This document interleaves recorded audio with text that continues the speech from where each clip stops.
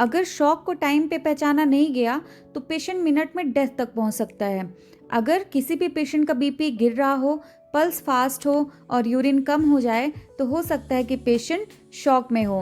नमस्ते future nurses, स्वागत है आप सभी का नर्सिंग शास्त्र में।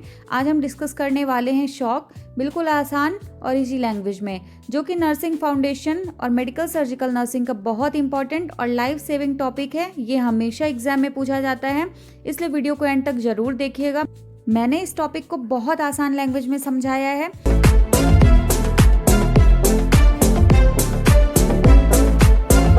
शॉक एक medical life threatening emergency condition होती है जिसमें अगर टाइम पे ट्रीटमेंट ना मिले किसी भी पेशेंट को तो उसकी जान भी जा सकती है।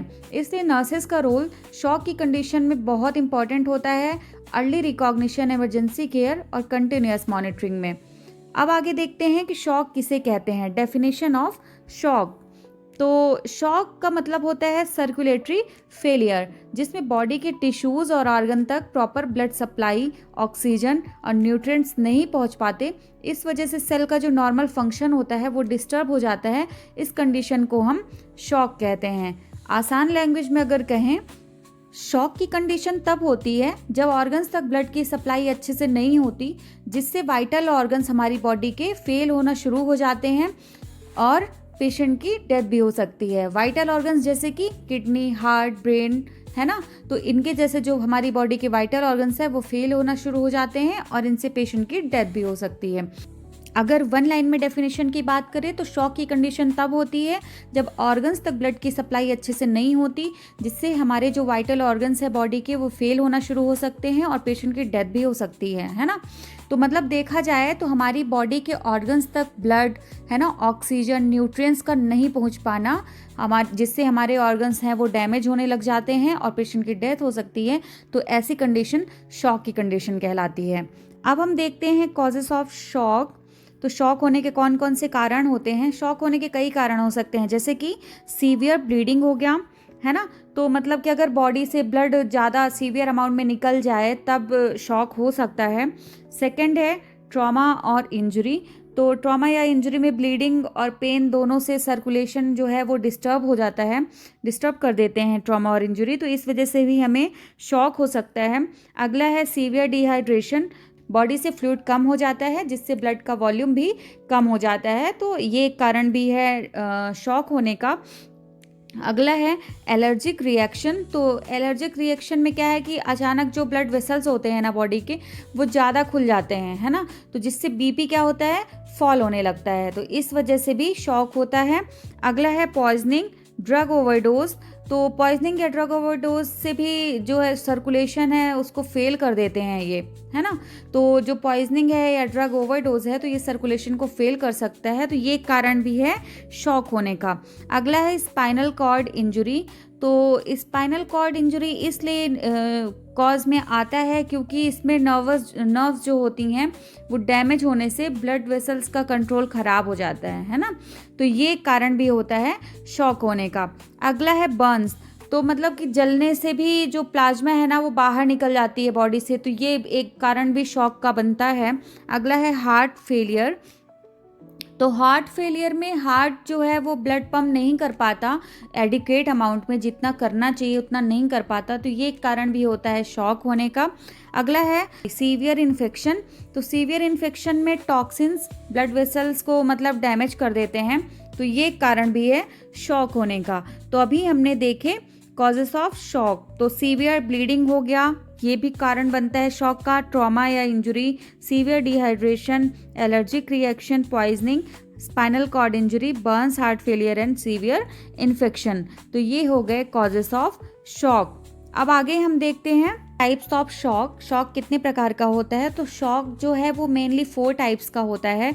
OCDH शॉर्ट फॉर्म में अगर बोलें, O for obstructive shock, C for cardiogenic shock, D for distributive shock और H फॉर हाइपोवोलेमिक शॉक। और कहीं कहीं आपको एक साथ 7 टाइप्स देखने को ही मिलते हैं, जिसमें इंक्लूड होता है सेप्टिक शॉक, न्यूरोजेनिक शॉक और एनाफाइलेक्टिक शॉक। बट आपको कंफ्यूज नहीं होना है, शॉक मेनली 4 टाइप्स का होता है। जो हम न्यूरोजेनिक शॉक, सेप्टिक शॉक और एनाफाइलेक्टिक शॉक पढ़ते हैं ना, वो टाइप्स होता है डिस्ट्रीब्यूटिव शॉक का, ठीक है। तो अब हम देखते हैं हाइपोवोलेमिक शॉक। तो हाइपोवोलेमिक शॉक क्या होता है कि इसमें जो ब्लड या बॉडी फ्लूइड जो होते हैं उसका लॉस हो जाता है। ठीक है, फॉर एग्जांपल अगर बात करें, अगर किसी को हेमोरेज हो गया, हैवी ब्लीडिंग हो रहा है, वॉमिटिंग हो रहा है, डायरिया हो रहा है, या तो वो जल गया है, तो इस वजह से हाइपोवोलेमिक शॉक होता है ना। अगला है कार्डियोजेनिक शॉक। तो कार्डियोजेनिक शॉक में हार्ट का जो ब्लड पंप करने का जो कैपेसिटी होता है वो फेल हो जाता है ना, caused by failure of the heart to pump blood. For example किसी को मायोकार्डियल इन्फाक्शन हो गया, एमआई है, हार्ट फेलियर है, एरिथमियाज है, तो इस वजह से भी मतलब कार्डियोजेनिक शॉक होता है। ये भी टाइप्स ऑफ शॉक है। अगला है डिस्ट्रीब्यूटिव शॉक। तो डिस्ट्रीब्यूटिव शॉक में ब्लड वेसल्स एबनॉर्मल तरीके से डायलेट हो जाती हैं due to abnormal blood vessel dilation. ठीक है, तो इसमें क्या होता है कि ब्लड वेसल्स एबनॉर्मल तरीके से डायलेट हो जाती हैं, जिससे ब्लड सही जगह तक डिस्ट्रीब्यूट नहीं हो पाता। फॉर एग्जाम्पल किसी को सेप्टिक शॉक हो गया, एनाफाइलेक्टिक शॉक, न्यूरोजेनिक शॉक। ठीक है, तो यहाँ पे हमने देखा ना कि टाइप्स होते हैं ये किसके, डिस्ट्रीब्यूटिव शॉक के। ठीक है, अगला है ऑब्स्ट्रक्टिव शॉक। तो ऑब्स्ट्रक्टिव शॉक में क्या है कि ब्लड फ्लो के रास्ते में कोई फिजिकल अगर ब्लॉकेज आ गया है तो ये टाइप्स भी होता है शॉक का। फॉर एग्जांपल किसी को पल्मोनरी एम्बोलिज्म हो गया, कार्डियक टैम्पोनेट, टेंशन, न्यूमोथोरैक्स, तो ये भी हो गए हमारे ऑब्स्ट्रक्टिव शॉक। तो अब शॉक के टाइप्स में कोई कन्फ्यूजन नहीं होना चाहिए। शॉक के मेनली 4 टाइप्स होते हैं, OCDH, obstructive shock, distributive shock, cardiogenic shock and hypovolemic shock. ठीक है, अब अगला हम क्या देखेंगे, स्टेजेस ऑफ शॉक। तो शॉक धीरे धीरे 3 स्टेजेस में बढ़ता है, जिसमें पहला है कॉम्पेंसेटरी अर्ली स्टेज, दूसरा है प्रोग्रेसिव स्टेज, अगला है इरिवर्सिबल स्टेज। तो कॉम्पेंसेटरी जो स्टेज होता है, अर्ली स्टेज, उसमें क्या होता है कि बॉडी खुद को एडजस्ट करके बीपी मेंटेन करने की कोशिश करती है ना। और इस स्टेज में शॉक क्या होता है, रिवर्सिबल हो जाता है, मतलब ठीक हो सकता है, पेशेंट अच्छी तरीके से रिकवर हो सकता है क्योंकि बीपी ज़्यादा फॉल नहीं होती है इसमें। अगला है प्रोग्रेसिव स्टेज। तो प्रोग्रेसिव स्टेज में बीपी का गिरना शुरू हो जाता है और टिश्यू को ऑक्सीजन जो है वो कम मिलती है, जिससे ऑर्गन डैमेज स्टार्ट होने लगते हैं। ठीक है, जिसमें ऑर्गन क्या है, डैमेज होने लग जाते हैं, मतलब ऑर्गन का डैमेज होना स्टार्ट हो जाता है। लास्ट है इरिवर्सिबल स्टेज। तो इसमें क्या है कि ऑर्गन्स परमानेंटली डैमेज हो जाते हैं और इस स्टेज में ट्रीटमेंट के बाद भी पेशेंट का बचना बहुत मुश्किल होता है और पेशेंट की डेथ हो सकती है ना। अब हम देखते हैं sign and symptoms of shock. क्या क्या साइन एंड सिम्टम्स होते हैं शॉक के, अगर किसी भी पर्सन को शॉक हो जाता है तो क्या क्या उसमें सिम्टम्स हमें देखने को मिलेंगे। तो शॉक में सबसे पहले हम देखते हैं हाइपोटेंशन या लो बीपी। तो शॉक में बीपी लो हो जाता है क्योंकि सर्कुलेशन कम हो जाता है ना, ब्लड सर्कुलेशन कम होने से बीपी लो हो जाती है, मेन साइन होता है शॉक का। खासकर जो सिस्टोलिक बीपी होती है ना वो कम होती है। अगला है टैकीकार्डिया, हाई पल्स। तो हार्ट फास्ट बीट करता है ताकि कम ब्लड में भी ऑर्गन्स तक सप्लाई ब्लड की पहुंच सके। अगला है रैपिड शैलो ब्रीदिंग। तो ब्रीदिंग तेज हो जाती है क्योंकि बॉडी में ऑक्सीजन की कमी होती है ना, तो इस वजह से जो ब्रीदिंग है वो तेज हो जाती है। अगला है पेल कोल्ड क्लामी स्किन।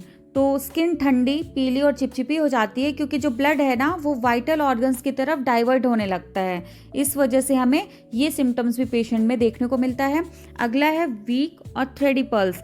तो पल्स वीक हो जाती है, ये भी एक साइन है शॉक का। अगला है लो यूरिन आउटपुट। तो यूरिन आउटपुट कम हो जाता है क्योंकि किडनी तक भी ब्लड की सप्लाई नहीं होती है, तो किडनी भी अपना प्रॉपर काम नहीं करती है, तो इस वजह से हमें पेशेंट में लो यूरिन आउटपुट देखने को मिलेगा, है ना। अगला है अल्टर्ड मेंटल स्टेटस। तो ब्रेन को भी ऑक्सीजन कम मिलने से पेशेंट जो है वो उसका कॉन्शियसनेस लेवल अल्टर्ड रहेगा, पेशेंट कन्फ्यूज रहेगा, है ना, रेस्टलेसनेस रहेगी पेशेंट में, तो ये सिम्टम्स भी हमें देखने को मिलेगा। मेंटल स्टेटस भी अल्टर्ड रहेगा, रेस्टलेसनेस भी रहेगी, पेशेंट कंफ्यूज भी रहेगा क्योंकि क्या होगा, ब्रेन तक ऑक्सीजन की कमी रहेगी इस वजह से। अगला है चेस्ट पेन। तो चेस्ट पेन भी खासकर कार्डियोजेनिक शॉक में हमें पेशेंट में चेस्ट पेन देखने को मिलता है। साइनोसिस या ब्लूइश कलर। तो पेशेंट जो है वो साइनोसिस दिखता है, उसका कलर जो है वो ब्लूइश हो जाता है, ब्लू कलर की नीली स्किन हमें दिखने को मिलती है पेशेंट में। तो ये हो गए हमारे sign and symptoms of shock. अब आगे हम देखते हैं डायग्नोस्टिक टेस्ट। क्या क्या डायग्नोस्टिक टेस्ट करेंगे अगर किसी भी पर्सन को शॉक हो जाता है तो कैसे आइडेंटिफाई करेंगे कि पेशेंट शॉक में है ना, तो क्या क्या टेस्ट होंगे तो उसके बारे में हम डिस्कस करते हैं। सबसे पहला है तो ब्लड प्रेशर मॉनिटरिंग में बीपी लगातार मॉनिटर करके शॉक की सीवियरिटी और ट्रीटमेंट रिस्पांस देखा जाता है। हम देखते हैं कि पेशेंट की जो कंडीशन है वो कैसी है, क्योंकि बीपी से भी पता चलेगा हमें, है ना, कि कितनी सीवियरिटी में है शॉक। अगला है पल्स ऑक्सीमेट्री। तो पल्स ऑक्सीमेट्री में मतलब ये रहता है कि O2 सैचुरेशन हम चेक करते हैं, है ना। एज अ नर्स हम जब वार्ड में पेशेंट आता है तो उसका हम सैचुरेशन ही सबसे पहले आइडेंटिफाई करते हैं, वाइटल्स लेते हैं। तो O2 सैचुरेशन चेक की जाती है ताकि यह पता चले कि टिश्यू तक, जो बॉडी के टिश्यू तक है, उन तक ऑक्सीजन मतलब इनफ जा रही है कि नहीं, तो ये भी हम आइडेंटिफाई करते हैं। अगला है ECG। ECG करेंगे हम जैसे हार्ट की रिदम और मायोकार्डियल इन्फाक्शन जो कि कॉज है कार्डियोजेनिक शॉक में, तो मतलब एरिथमिया जैसी प्रॉब्लम्स को डिटेक्ट करने के लिए ECG किया जाता है ना, कि कौन से टाइप का शॉक है, ECG से भी हमें पता चलेगा। तो शॉक की कंडीशन और टाइप्स को आइडेंटिफाई करने के लिए हम ECG करवाते हैं। अगला है कंप्लीट ब्लड काउंट। तो complete blood count, haemoglobin, WBC count, मतलब ये सारी चीज़ें देखकर हम एनीमिया है, कहीं पेशेंट को एनीमिया तो नहीं है, इन्फेक्शन तो नहीं है, या ब्लीडिंग कितने अमाउंट में हुआ, कितना लॉस हुआ, इन सारी चीज़ों को भी हम डिटेक्ट करने के लिए CBC करवाते हैं, है ना। हीमोग्लोबिन अमाउंट, WBC काउंट, ये सारी चीज़ों को देखने के लिए, पेशेंट में इन्फेक्शन तो नहीं है, ये सारी चीज़ें को आइडेंटिफाई करने के लिए हम CBC करवाते हैं। अगला है इलेक्ट्रोलाइट्स। तो सोडियम, पोटेशियम, इन सारी चीज़ों को भी मतलब टेस्ट करने के लिए कि डिहाइड्रेशन तो नहीं है, किडनी प्रॉपर फंक्शन कर रही है कि नहीं, है ना, इन सारी चीज़ों को भी चेक करने के लिए इलेक्ट्रोलाइट्स का भी हम इन्वेस्टिगेशन करवाते हैं। अगला है blood gas, ABG, arterial blood gas. तो इसका टेस्ट क्यों करवाते हैं, तो एसिड बेस बैलेंस या O2 और ऑक्सीजन और कार्बन डाइऑक्साइड का लेवल देखने के लिए, है ना। रेस्पिरेटरी स्टेटस जो होती है उसको चेक करने के लिए भी हम ABG करवाते हैं। अगला है यूरिन आउटपुट मेजरमेंट। तो यूरिन आउटपुट मेजरमेंट मतलब आर्ली यूरिन आउटपुट से किडनी क्या है, किडनी परफ्यूजन का भी मतलब अंदाज़ा लगाया जा सकता है कि कहीं पेशेंट का किडनी परफ्यूज तो नहीं है। तो ये सारी चीज़ों को भी चेक करने के लिए हम यूरिन आउटपुट मेजरमेंट करते हैं। ये शॉक का मतलब इंपॉर्टेंट इंडिकेटर है, मतलब इसी से हमें पता चलेगा कि पेशेंट शॉक में है। अगला है मतलब एक्सरे, अल्ट्रासाउंड। तो ये दोनों चीज़ें कॉजेज़ पे डिपेंड करती हैं। तो x ray, USG, CT scan for pneumothorax, cardiac tamponade या इंटरनल ब्लीडिंग तो नहीं हो रही है, इन सारी चीज़ों को टेस्ट करने के लिए हम एक्सरे करवाते हैं, सोनोग्राफी करवाते हैं। तो ये हो गए हमारे डायग्नोस्टिक टेस्ट। इतने टेस्ट परफॉर्म करके हम आइडेंटिफाई कर सकते हैं कि पेशेंट शॉक में है कि नहीं। अब हम आगे देखते हैं मेडिकल मैनेजमेंट ऑफ शॉक। तो कैसे मैनेज करेंगे, क्या क्या मैनेजमेंट हम प्रोवाइड करेंगे अगर कोई भी पर्सन शॉक में होता है। तो ये जिसमें सबसे नंबर फर्स्ट पॉइंट होता है maintain airway and oxygen, provide high flow oxygen, intubation if necessary. तो एयरवे ऑक्सीजन मतलब कि सबसे पहले डॉक्टर्स ये कंफर्म करते हैं कि उसका पेशेंट का एयरवे प्रॉपर ओपन है कि नहीं, वो ठीक से सांस ले पा रहा है या नहीं। और हाई फ्लो ऑक्सीजन प्रोवाइड करेंगे पेशेंट को मास्क या कैनुला से, नेजल कैनुला से। और अगर पेशेंट खुद से सांस नहीं ले रहा है, उसे डिफ़िकल्टी हो रही है ब्रीदिंग में, तो फ़ौरन इंट्यूबेट करके वेंटिलेटर सपोर्ट दिया जाता है। और इसमें क्या होगा, टिश्यू को ज़्यादा से ज़्यादा ऑक्सीजन पहुंचाने की कोशिश की जाती है। तो इसलिए हम इंट्यूबेट करके ऑक्सीजन प्रोवाइड करेंगे पेशेंट को। अगला है restore circulation, IV fluid, NSRL, blood transfusion if haemorrhage. तो शॉक में BP और सर्कुलेशन फॉल होने लगते हैं, है ना, फॉल होते हैं, इसलिए IV लाइन देते हैं, मतलब IV लाइन लगाकर फ्लूइड थेरेपी प्रोवाइड करते हैं, जिसमें नॉर्मली NSRL ये सारी चीज़ें फ्री फ्लो में पेशेंट को प्रोवाइड किया जाता है, जिससे कि उनका ब्लड वॉल्यूम और BP को क्या होगा, रिस्टोर किया जा सके, मेंटेन किया जा सके, है ना। इसलिए उनको फ्लूइड थेरेपी देंगे और ब्लड वॉल्यूम बढ़ाने के लिए ब्लड ट्रांसफ्यूज़न भी देंगे अगर सीवियर हेमोरेज हो गया है ना। तो अगर पेशेंट को सीवियर हेमोरेज हो गया है तो ब्लड ट्रांसफ्यूजन भी दिया जाता है, जिससे जितना भी ब्लड लॉस हुआ हो उसको रिस्टोर किया जा सके, मेंटेन किया जा सके, है ना। अब आगे अगला है identify and treat the underlying cause. तो मतलब कि शॉक का रूट कॉज ट्रीटमेंट बहुत ज़रूरी होता है, नहीं तो सिर्फ फ्लूइड और ड्रग से, मतलब सिर्फ दवाइयाँ और फ्लूइड से ही हम शॉक को ट्रीट नहीं कर सकते। सबसे पहले हमें आइडेंटिफाई करना होगा कि क्या कारण है, किस वजह से किस टाइप का शॉक हुआ है ना। तो उस कॉज को हमें पहचानना है और सबसे पहले कॉज को ही ठीक करना है। तो नंबर फर्स्ट पॉइंट यही कर रहा है इसमें से कि identify and treat the underlying cause, है ना। आइडेंटिफाई करना है और जिस कारण से हुआ है उस कारण को हमें ठीक करना है। तो अगर ब्लीडिंग है तो ब्लीडिंग सोर्स को रोकना होगा। जैसे कि अगर हेमोरेज हो गया है तो प्रेशर या सर्जरी के थ्रू हमें ब्लीडिंग को स्टॉप करना होगा, है ना। तो ये भी हो गया एक कारण। अगला है कि अगर इन्फेक्शन के कारण सेप्टिक शॉक है तो ब्रॉड स्पेक्ट्रम क्या देंगे, एंटीबायोटिक्स देंगे, है ना, अगर इन्फेक्शन के कारण हो रहा है। एनाफाइलेक्टिक शॉक में एपिनेफ्रिन देकर जो भी एलर्जी रिएक्शन है उनको कंट्रोल किया जाएगा, है ना। और ऑब्स्ट्रक्टिव शॉक में ऑब्स्ट्रक्शन को ही हटाते हैं, है ना, ज़रूरी है। जैसे कि टेंशन न्यूमोथोरैक्स में चेस्ट ट्यूब डालना और कार्डियक टेम्पोनेट में पेरिकार्डियोसेंटेसिस करना, ये सारी चीज़ें, तो मतलब कि ऑब्स्ट्रक्शन से भी रिलीव करना पेशेंट को, है ना। तो ये भी हम देखते हैं। अगला है मेडिकेशन, क्या क्या मेडिकेशन प्रोवाइड करेंगे, तो वैसोप्रेसर जैसे कि डोपामाइन हो गया, नॉरएपिनेफ्रिन, ये सारी चीज़ें, ये सारे मेडिकेशन जो ब्लड वेसल्स को कॉन्स्ट्रिक्ट करके बीपी को बढ़ाते हैं, मेंटेन करते हैं और वाइटल ऑर्गन्स जो भी हमारी बॉडी के हैं वहाँ तक ब्लड फ्लो को इम्प्रूव करते हैं, तो इसलिए वैसोप्रेसर्स प्रोवाइड किया जाता है पेशेंट को। अगला है इनोट्रॉप्स, डोब्यूटामाइन, तो इनोट्रॉप्स जैसे कि डोब्यूटामाइन जो कि हार्ट के पंपिंग एक्शन को मजबूत बनाता है, स्ट्रॉन्ग बनाता है और कार्डियक आउटपुट को बढ़ाता है, इसलिए हम पेशेंट को इनोट्रॉप्स, डोब्यूटामाइन प्रोवाइड करेंगे। एंटीहिस्टामिन फॉर एनाफाइलेक्सिस, तो एंटीहिस्टामिन एनाफाइलेक्टिक शॉक में एलर्जिक रिस्पांस कम करने के लिए प्रोवाइड किए जाते हैं पेशेंट में। अगला है स्टेरॉइड्स, तो इन्फ्लामेशन और सीवियर एलर्जिक रिएक्शन अगर पेशेंट को हुआ हो तो इसमें ये मेडिकेशंस काफ़ी इम्प्रूवमेंट प्रोवाइड करती हैं पेशेंट में, जैसे कि खासकर आमतौर पर सेप्टिक एनाफाइलेक्टिक कंडीशन में पेशेंट को स्टेरॉइड्स प्रोवाइड किए जाते हैं। अगला है एंटीबायोटिक्स, तो एंटीबायोटिक्स सेप्टिक शॉक में इन्फेक्शन कंट्रोल करने के लिए जल्दी, मतलब डॉक्टर देर नहीं करते हैं, एंटीबायोटिक स्टार्ट करने के लिए तुरंत शुरू कर देते हैं वो पेशेंट में, जिससे कि पेशेंट में बेहतर आउटकम आ सके और पेशेंट ठीक हो सके। अगला है मॉनिटरिंग, तो शॉक के पेशेंट की कंटिन्यूस मॉनिटरिंग बहुत ज़रूरी होती है, जिससे यह पता चले कि ट्रीटमेंट काम कर रहा है या नहीं। तो ये टेस्ट करने के लिए, ये आइडेंटिफाई करने के लिए भी कंटिन्यू मॉनिटरिंग होती है पेशेंट की। इसमें बीपी हो गया, pulse, respiratory rate, oxygen saturation, urine output, consciousness level, skin colour, है ना, तो स्किन कलर हो गया, टेम्परेचर, तो ये सारी चीज़ें, ये सारी चीज़ें रेगुलरली चेक किए जाते हैं। रेगुलर किसी भी तरीके के पेशेंट में अगर चेंजेस दिखते हैं तो डॉक्टर्स को इन्फॉर्म किया जाता है नर्सेस के थ्रू। तो ये सारे सिम्टम्स नर्स ही पेशेंट में आइडेंटिफाई करती है, डिटेक्ट करती है और फ़ौरन बिना देरी के डॉक्टर को इन्फॉर्म करती है। अब आगे हम देखते हैं nursing management of shock. Shock की कंडीशन में नर्स एक इम्पॉर्टेंट रोल प्ले करती है, क्योंकि वही पेशेंट के साथ ऑल टाइम रहती है और उसमें कोई भी चेंजेस, कोई भी साइन अगर दिखते हैं तो वही डिटेक्ट करती है, वही नोट करती है।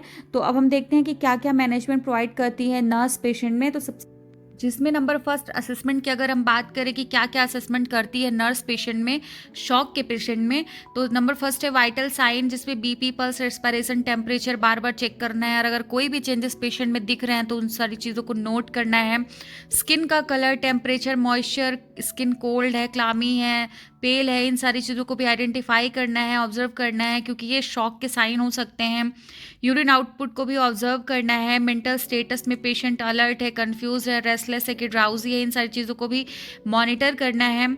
शॉक के साइन जैसे कि फॉलिंग बीपी और increase pulse, decrease urine output, तो इन सारी चीज़ों को भी ज़्यादा ध्यान देना है, क्योंकि ये शॉक के साइन होते हैं। इन सारी चीज़ों पे ज़्यादा फोकस करना है, ज़्यादा ध्यान देना है, मॉनिटर करना है, नोट करना है। अगला है एयरवे एंड ब्रीदिंग। तो एयरवे एंड ब्रीदिंग में क्या रहता है कि पेशेंट का एयरवे पेटेंट रखना, यानी कि कोई भी ब्लॉकेज ना हो, है ना, ज़रूरत हो तो सक्शन भी करना पड़े तो करना है। पेशेंट का एयरवे मेंटेन करके रखना है। O2 थेरेपी देना और मास्क या नेजल कैनुला सही पोजीशन में है कि नहीं, इन सारी चीज़ों को भी डिटेक्ट करना, सही पोजीशन में रखना। अगर डॉक्टर ने इंट्यूबेशन का मतलब ऑर्डर कर दिया है तो इक्विपमेंट तैयार रखना और प्रोसीजर में भी असिस्ट करना, डॉक्टर की हेल्प करना, जिससे पेशेंट को इंट्यूबेट किया जा सके। अगला है सर्कुलेशन। तो मतलब टाइम पर और सही तरीके से आईवी कैनुला डालना और फ्लूइड्स शुरू करना, है ना, फ्लूइड स्टार्ट करना, डॉक्टर्स के ऑर्डर्स के अकॉर्डिंग फ्लूइड्स जैसे कि NS, RL, ब्लड ट्रांसफ्यूज़न अगर देना है तो फ्लो रेट, इन सारी चीज़ों को भी मतलब मॉनिटर करना, ध्यान देना, प्रोवाइड करना। फ्लूइड ओवरलोड के साइन जैसे कि अगर ब्रीथलेसनेस हो रहा है पेशेंट को, कोई भी ऐसा साइन होता है, अगर फ्लूइड के साइड इफ़ेक्ट दिख रहे हैं पेशेंट में, तो उन सारी चीज़ों को भी डिटेक्ट करना है ना, ऑब्जर्व करना है। अगला है पोजिशनिंग। तो नॉर्मली पेशेंट को सुपाइन मतलब कि पीठ के बल लिटाया जाता है, जिससे कि ब्लड फ्लो मतलब फ्लो नॉर्मल तरीके से रहे, ब्लड फ्लो मेंटेन रहे, इसलिए नॉर्मल सुपाइन पोजीशन में पेशेंट को लिटाया जाता है। जो लेग्स होते हैं उनको थोड़ा एलिवेट करने से क्या है कि वीनस रिटर्न बढ़ सकता है ना, इसलिए पेशेंट को सुपाइन पोजीशन में ही लिटाना है। पेशेंट का वार्मथ जो है उसको मेंटेन करके रखना है ना, क्योंकि कोल्ड इन्वायरमेंट में डिस्कम्फर्ट बढ़ सकता है पेशेंट में, तो इसलिए ब्लैंकेट या कोई भी शीट से पेशेंट को कवर करके रखना है। तो जो उसका वार्मथ है, बॉडी का टेम्परेचर है, उसको भी मेंटेन करके रखना है। अगला है सेफ्टी एंड कंफर्ट। तो कीप इन्वायरमेंट काम, जो इन्वायरमेंट है, जिस इन्वायरमेंट में हम पेशेंट को रख रहे हैं उसे काम रखना है, क्लीन रखना है। पेशेंट को रीएश्योर करना है कि किस टाइप का उसे ट्रीटमेंट दिया जा रहा है, कैसा दिया जा रहा है, उसे इससे कितना इम्प्रूवमेंट हो रहा है या होगा, ये सारी चीज़ों को भी रीएश्योर करना है। पेशेंट का जो बॉडी टेम्परेचर है उसे मेंटेन करके रखना है। एडमिनिस्टर प्रिस्क्राइब ड्रग्स, है ना। तो इसमें क्या है कि मेडिकेशन एडमिनिस्ट्रेशन में हम नर्स क्या प्रोवाइड करती है कि जो प्रिस्क्राइब ड्रग है अकॉर्डिंग टू फिजिशियन ऑर्डर ही हमें पेशेंट को ड्रग्स प्रोवाइड करना है, मेडिकेशन प्रोवाइड करना है। और कोई भी एडवर्स इफेक्ट, साइड इफ़ेक्ट्स अगर पेशेंट में दिख रहे हैं तो उन्हें फ़ौरन नोट करना है, डिटेक्ट करना है, मॉनिटर करना है, ऑब्जर्व करना है और डॉक्टर को इन्फॉर्म करना है। अगला है डॉक्यूमेंटेशन। तो हर बार जितने भी मतलब वाइटल साइन है, यूरिन आउटपुट, कॉन्शियसनेस लेवल है, इन सारी चीज़ों को प्रॉपर चार्टिंग करना है, चार्ट मेंटेन करना है। कितने मतलब अमाउंट में जो आईवी फ्लूइड्स हमने उसे दिया है, ब्लड ट्रांसफ्यूजन कितने अमाउंट में हमने दिया है, जो भी दवाइयाँ दी गई हैं, इन सारी चीज़ों को भी रिकॉर्ड मेंटेन करना है।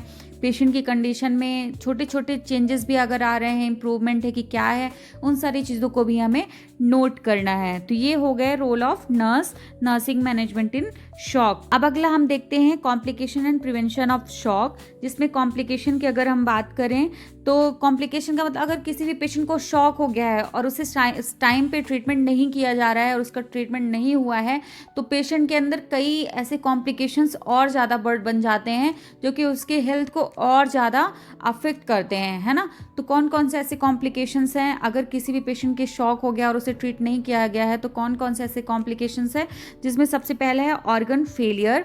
तो ऑर्गन फेलियर के मतलब लीवर, किडनी, जो हमारे ऑर्गन्स है बॉडी के, liver, kidney, brain, lungs, heart, तो ये सारे ऑर्गन्स जो है वो काम करना बंद कर देते हैं, है ना। तो ये हो गया एक कॉम्प्लिकेशन।